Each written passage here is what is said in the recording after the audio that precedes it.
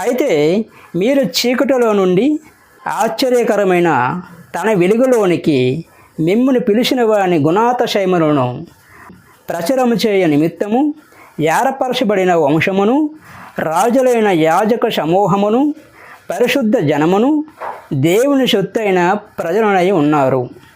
ఒకప్పుడు ప్రజగా ఉండక ఇప్పుడు దేవుని ప్రజలైతిరి. ఒకప్పుడు కనికరింపబడక ఇప్పుడు కనికరింపబడిన వారైతిరి. ప్రియులారా, మీరు పరదేశులను యాత్రికులనే ఉన్నారు గనుక ఆత్మకు విరోధముగా పోరాడు శరీరాశలను విసర్జించి అన్యజనులు మిమ్మును ఏ విషయములలో దుర్మార్గులను దూషించరో ఆ విషయములో వారు మీ సత్క్రియలను చూసి వాటిని బట్టి దర్శన దినమున దేవుని మహిమపరచినట్లు వారి మధ్యను మంచి ప్రవర్తన గలవారై ఉండవలనని మిమ్మల్ని బతిమాలుకొనుచున్నాను. మనుష్యులు నియమించే ప్రతి కట్టడకును ప్రభువు విషయమై లోబడి ఉండుడి. రాజు అందరికీ అధిపతిని, నాయకులు దుర్మార్గులకు ప్రతిదండన చేయుటకు, సన్మార్గులకు మెప్పు కలుగుటకును రాజు వలన పంపబడిన వారినియు వారికి లోబడి ఉండుడి. ఎలయనగా మీరిట్లు యుక్త ప్రవర్తన గలవారై అజ్ఞానముగా మాట్లాడు మూర్ఖుల నోరు మూయుట దేవుని చిత్తము. స్వతంత్రులై ఉండియు దుష్టత్వమును కప్పిపెట్టుటకు మీ స్వతంత్రమును వినియోగపరచక దేవునికి దాసులమని లోబడి ఉండుడి. అందరినీ సన్మానించుడి, సహోదరులను ప్రేమించుడి, దేవునికి భయపడుడి, రాజును సన్మానించుడి. పనివారులారా, మంచివారును సాత్వికులైన వారికి మాత్రము కాక ముష్కరులైన మీ యజమానులకును పూర్ణ భయముతో లోబడి ఉండుడి. ఎవడైనను అన్యాయముగా శ్రమ పొందుచు దేవుని గూర్చిన మనస్సాక్షి కలిగి దుఃఖము సహించిన ఎడల అది హితమగును. తప్పిదమునకై దెబ్బలు తినప్పుడు మీరు సహించిన ఎడల మీకేమి ఘనము? మేలు చేసి బాధపడుతున్నప్పుడు మీరు సహించిన ఎడల అది దేవునికి హితమగును. ఎందుకు మీరు పిలువబడితిరి? క్రీస్తు కూడా మీ కొరకు బాధపడి మీరు తన అడుగు జాడల యందు నడుచుకున్నట్లుగా మీకు మాదిరి ఉంచిపోయాను. ఆయన పాపము చేయలేదు, ఆయన నోటను ఏ కపటమును కనబడలేదు, ఆయన దూషింపబడియు బదులు దూషింపనే లేదు, ఆయన శ్రమ పెట్టబడియు బెదిరింపక న్యాయముగా తీర్పు తీర్చి దేవునికి తనను తాను అప్పగించుకొనెను. మనము పాపముల విషయమై చనిపోయి నీతి విషయమై జీవించినట్లు ఆయన తానే తన శరీరమందు మన పాపములను మ్రాణి మీద మోసుకొనెను. ఆయన పొందిన గాయముల చేత మీరు స్పష్టత నొందితిరి.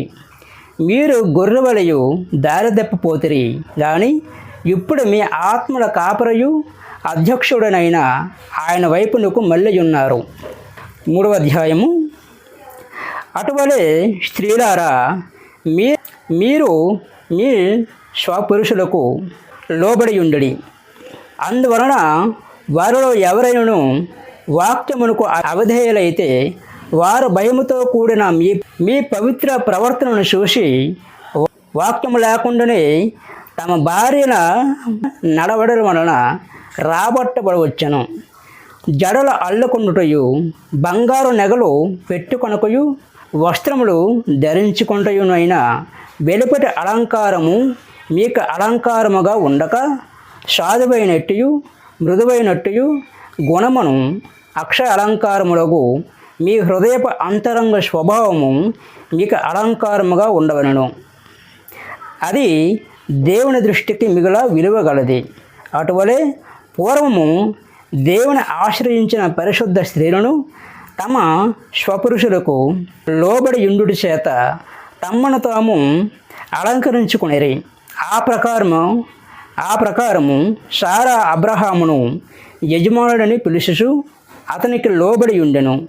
మీరును యోగ్యముగా నడుచుకొనుచు ఏ భయమునకు బెదరకయున్న ఎడల ఆమెకు పిల్లలగుదురు. అటువలనే పురుషులారా, జీవమును కృపావరములో మీ భార్యలు మీతో పాలువారై ఉన్నారని ఎరిగి ఎక్కువ బలహీనమైన ఘటమైన భార్యను సన్మానించి మీ ప్రార్థనలకు అభ్యంతరం కలగకుండానట్లు జ్ఞానము చొప్పున వారితో కాపురము చేయడి. తుదకు మీరందరూ ఏక మనుషులై ఒకరి దుఃఖముల యందు ఒకరు పాలుబడి సహోదర ప్రేమ గలవారును కరుణాచిత్తులను వినయ మనస్కులై ఉండుడి.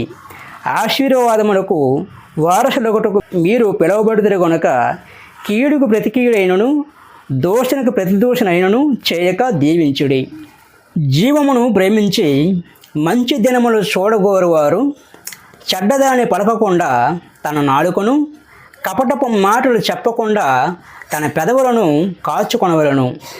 అతడు కీడు నుండి తొలగి మేలు చేయవలను, సమాధానమును వెతికి దాని వెంటాడవలను. ప్రభువు కన్నులు నీతిమంతుల మీదను ఆయన చెవులు వారి ప్రార్థనల వైపును ఉన్నవి, కానీ ప్రభువు ముఖమును కీడు చేయవారికి విరోధముగా ఉన్నది. మీరు మంచి విషయములలో ఆసక్తి గలవారైతే మీకు హాని చేయవాడెవడు? మీరు ఒకవేళ నీతి నిమిత్తము శ్రమపడునను మీరు ధన్యులే. వారు బెదిరింపునకు భయపడకుడి, కలవరపడుకుడి.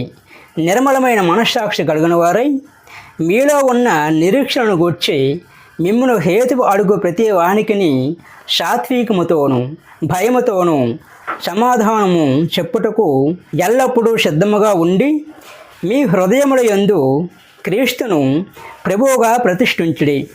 అప్పుడు మీరు దేని విషయమై దుర్మార్గులను దూషించబడుచున్నారో దాని విషయమై క్రీస్తునందున్న మీ సత్ప్రవర్తన మీద అపనింద వేయేవారు సిగ్గుపడుదురు. దేవుని చిత్తం అలాగ ఉన్న ఎడల కీడు చేసి శ్రమపడుట కంటే మేలు చేసి శ్రమపడుటయే బహు మంచిది. ఎలయనగా మనలను దేవుని యొద్దకు తెచ్చుటకు అనీతిమంతుల కొరకు నీతిమంతుడైన క్రీస్తు శరీర విషయములో చంపబడి ఆత్మ విషయములో బ్రతికింపబడి పాపముల విషయములో ఒక్కసారే శ్రమపడెను. దేవుని దీర్ఘశాంతము ఇంకా కనిపెట్టుచుండినప్పుడు పూర్వము నోవహు దినములలో వాడ సిద్ధపరచబడుచుండగా అవిధేయులైన వారి యొద్దకు అనగా చెరలో ఉన్న ఆత్మల యొద్దకు ఆయన ఆత్మరూపగానే వెళ్ళి వారికి ప్రకటించెను. ఆ ఓడలో కొందరు అనగా 8 మంది నీటి ద్వారా రక్షణ పొందిరి. దానికి సాదృశ్యమైన బాప్తిస్మము ఇప్పుడు మిమ్మును రక్షించుచున్నది. అది ఏదనగా శరీర మాలిన్యము తీసివేయట కాదు, కానీ యేసుక్రీస్తు పునరుద్ధానం మూలముగా దేవుని విషయమును నిర్మలమైన మనస్సాక్షినిచ్చు ప్రత్యుత్తరమే. ఆయన పరలోకమునకు వెళ్ళి దూతల మీదను అధికారుల మీదను శక్తుల మీదను అధికారం పొందినవాడై దేవుడి కుడిపార్శ్వమున ఉన్నాడు. క్రీస్తు శరీరమందు శ్రమపడిన గనుక మీరును అట్టి మనస్సును ఆయుధముగా ధరించుకునడి. శరీర విషయంలో శ్రమపడిన వాడు శరీరమందు జీవించి మిగిలిన కాలమును ఇక మీదట మనుజాశలను అనుసరించి నడుచుకొనక దేవుని ఇష్టానుసారముగానే నడుచుకొనవలనట్లుగా పాపముతో జోడి ఇక ఏమీ లేక ఉండును. మనము పోకిరీ శాస్త్రులను దురాశలను మద్యపానమును అల్లరితో కూడిన ఆటపాటలు త్రాగుబోతుల విందులు చేయదగిన విగ్రహ పూజలు మొదలైన వాటి యందు నడుచుకొనుచు అన్యజనుల ఇష్టము నెరవేర్చుచుండుటకు గతించిన కాలమే చాలును. పరిమితమైన ఆ దుర్వ్యాపారమునందు తమతో కూడా మీరు పరిగెత్తకపోయినందుకు వారు ఆశ్చర్యపడుచు మిమ్మును దూషించుచున్నారు. సజీవులకును మృతులకును తీర్పు తీర్చుటకు సిద్ధముగా ఉన్నవానికి వారు ఉత్తరవాదులై ఉన్నారు.